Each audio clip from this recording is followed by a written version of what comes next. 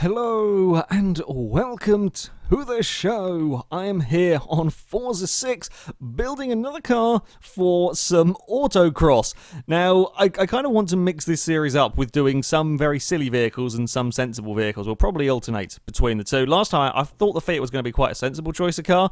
It's a little bit wallowy, but yeah, it still went relatively quickly. Today, though, we've got a very silly car. For doing some Autocross, it is the Hummer H1. I would use the Gurkha, however, the Gurkha can't get into A-Class, so I can't use it for the Arrivals mode that you have to play to do the Autocross. So we're going to use a Hummer that I'm hoping at least they can get this one up into A-Class. I think we should be able to, because we can get an awful lot of power and torque out of it and make it a bit lighter, at least. When I say a bit lighter, this is still going to be probably the heaviest car that we can Autocross with. But never mind, we shall give it a go. There is the option to do an engine swap on this car. You can put the 7-litre Hemi in it. I don't quite know why you would, because, okay, you can get half decent power and torque out the Hemi, but nothing compared to what you can get from the standard engine. So we're keeping it as standard, and as per the rules of the series, the cars must remain with their standard drivetrain, so the Hummer will be four-wheel drive, which is a little bit of advantage, or a little bit of a help, shall we say, with the car. Right, aero parts, we can... It's an interesting front bumper on this one. Yep, apparently that gives me downforce, so we will go with it. Please have a silly rear wing. I don't think they do. No, they just have a little sort of air dam at the top. I was hoping for one of the crazy hatchback rear wings that you occasionally get on cars. No, it was a little too much to hope for. Right, tyres. Yes, we want some of these. We want some race tyres, most definitely. We're going to get some pretty sizable tyres on here. Yeah, 315s from standard, 345s. They don't look huge because the vehicle itself is just bloody massive. Also, it's always looked weird having slick racing tyres on some of the off-road vehicles. The Ram Runner, the Rally Fighter, and so on. They always look peculiar. 345s on the front is pretty good. Sort of tyre widths, I wish I could put them on some other cars for front tyres. You get super turning. Although, of course, on this we probably won't. Oopsie, I pressed the wrong button.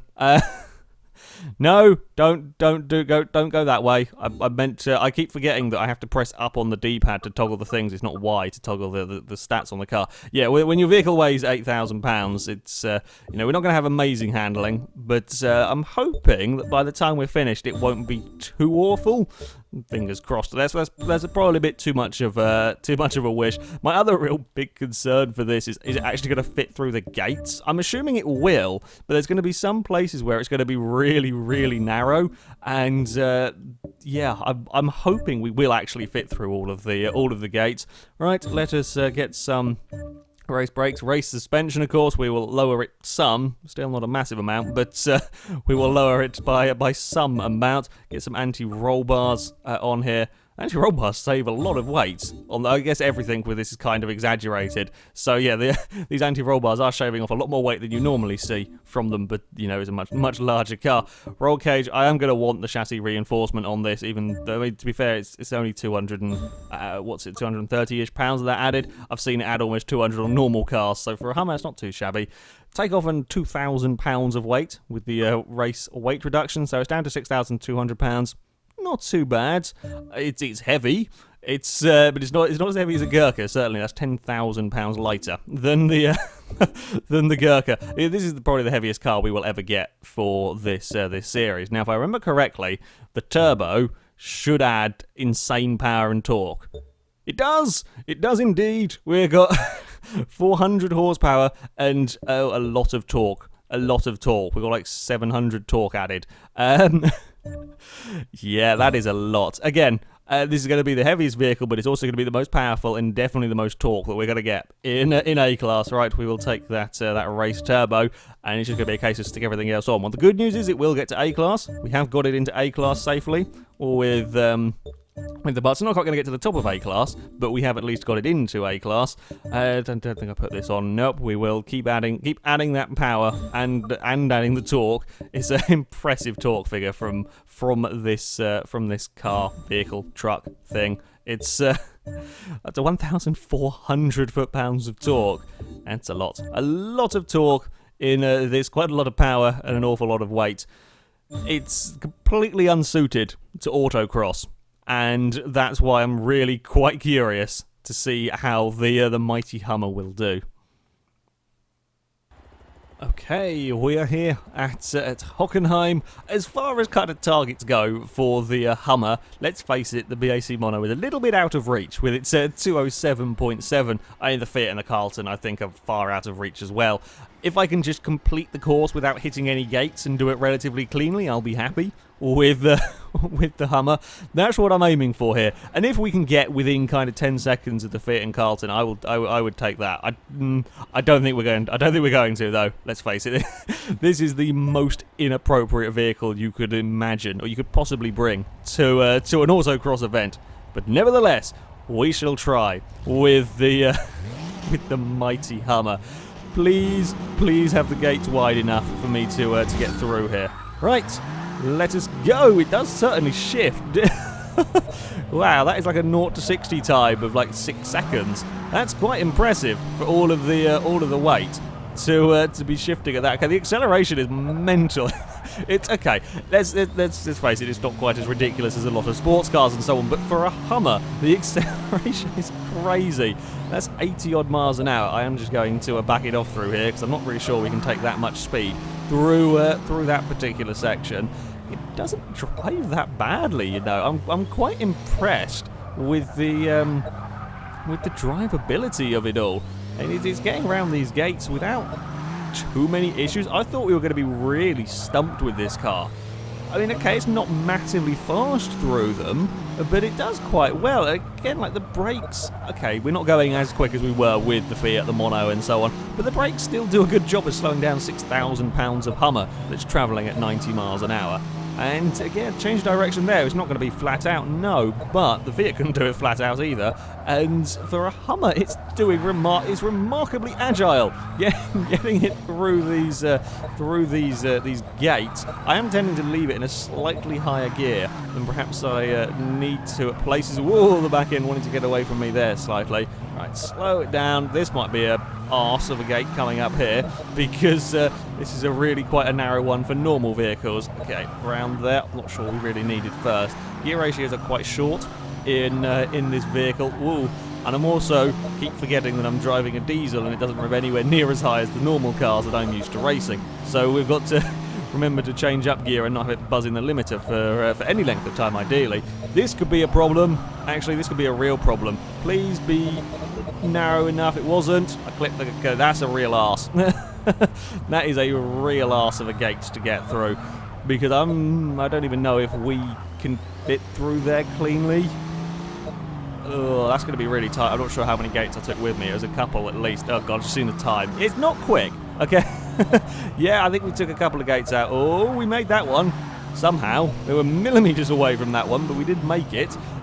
Through, turned, and then we're not going to really enjoy this bit down here, are we? This is going to be sort of a slow speed. Wiggle through the gates. It changed direction better than I thought it would, in all honesty. Although it does do a really funny thing when you're actually going for it. It was doing like a weird... I don't even know what it was doing. It was like picking a wheel up. I think it was probably going on 3 wheels, in all honesty, down there. When I was trying to put the power down, it got really unhappy with me through that final section. Okay, 240 is not particularly an impressive start. Admittedly, I did take a couple of gates with me. Perhaps we can get it under the 230s. That's probably what we're looking at with the Hummer, in all honesty. I'm not sure we can get it too much faster because you've got to be brave through especially some of the quicker sections. You've got to be brave. You've got to trust your vehicle that it will make the turn at speed. And I know that this isn't going to make the turns at the same speed as a lot of vehicles can do. So we will have to be a little careful with the mighty Hummer. Get a bit of oversteer coming out of that corner as well. Not something you expect to say. I also love how the front tyres heat up far faster than the rear tyres.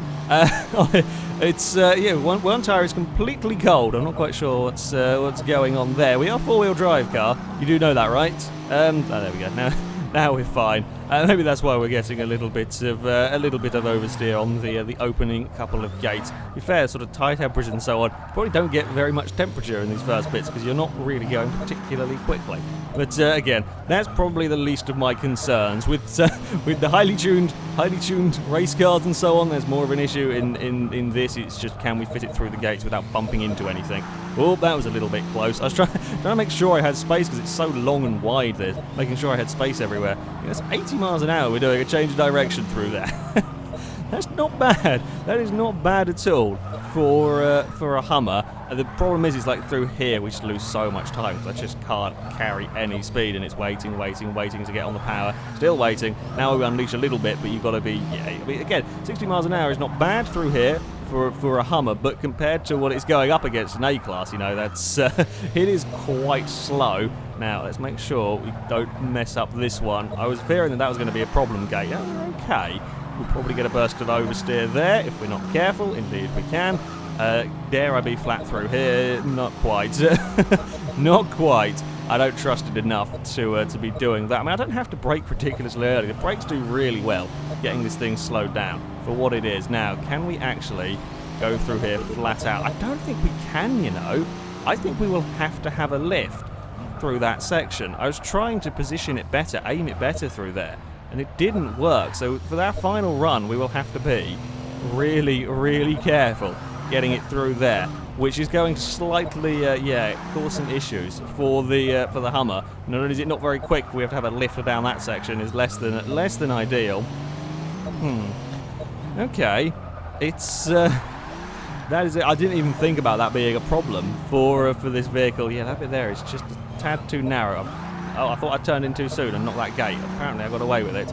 I think third gear is probably the gear to go in. Whee! Oops. We may have crossed the line backwards and all out of control. Right. We have another attempt. Fingers crossed that attempt will go slightly better. Please don't spin across the line again. Right, okay. Final attempt for the Hummer. Fingers crossed we can not make any silly mistakes, which is a hard thing to do in this. We'll be careful of the very narrow little alleyway towards the end of the lap, and that is where we're going to have the most issues. The rest of the course, it's still very easy to make mistakes on like that. That was a big... I haven't had to oversteer that part. That's a... Was that really necessary, Hummer? Did you have to go sideways at that moment in time? I would have much preferred it if you hadn't. How much speed dare I take? Well, that was a controlled amount of speed through that section. I don't want to go much quicker there.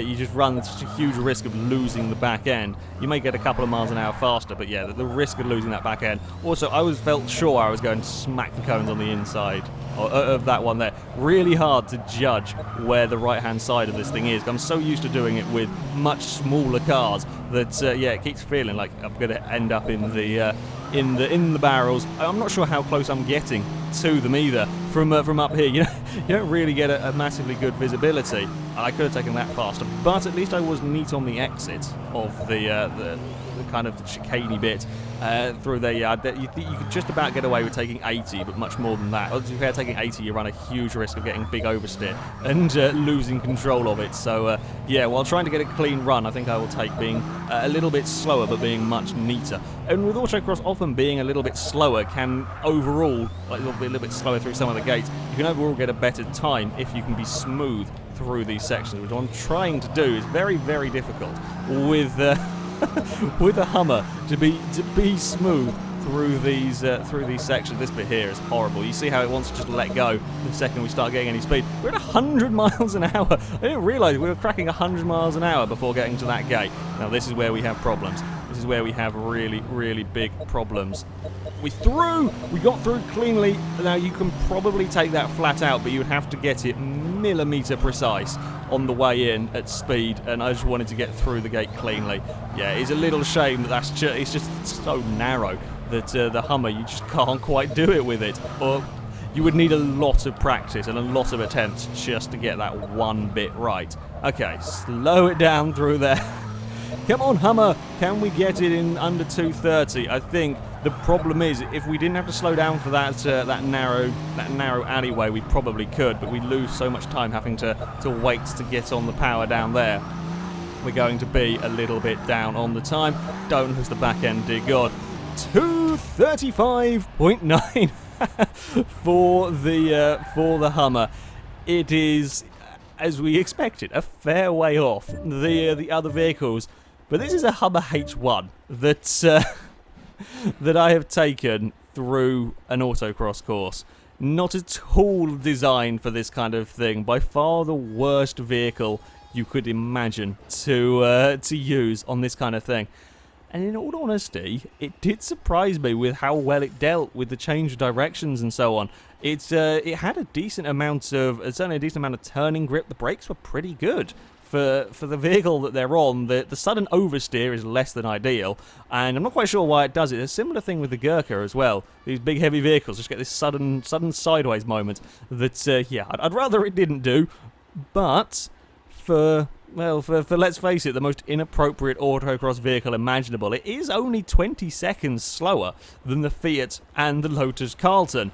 And I think that's not too bad. Yeah, 20 seconds does sound like a lot, but for what it is, and it's only halfway through A-Class, and we have to slow down through the little narrow gateway, that's not too bad at all. From the Hummer, yeah, certainly an interesting challenge. Certainly an interesting challenge driving this vehicle around a course like this.